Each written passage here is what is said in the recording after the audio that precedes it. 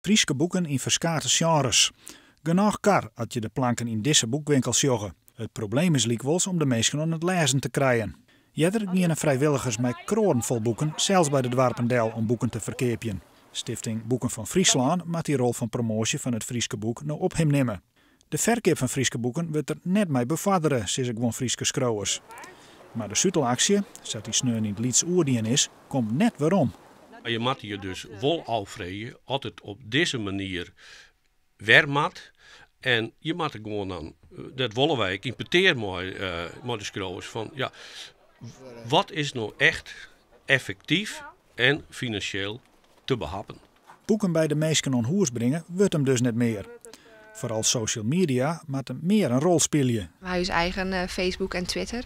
En we gebruiken al die kanalen om alle boeken die wij uit jou onder de mensen te brengen. Bekendheid te aan. Werkt dat? Dat werkt zeker goed, ja. Moderne media binnen dus wichtig.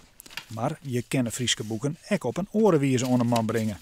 De alternatieve acties van Boeken van Friesland, verkeer je naar braderieën, via boekenkisten als kwam.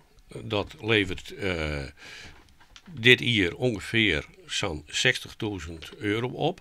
Dat is nevens de kosten die er verbonden binnen en de inzet die het nodig is, volle effectiever als 1 dag Zutelien.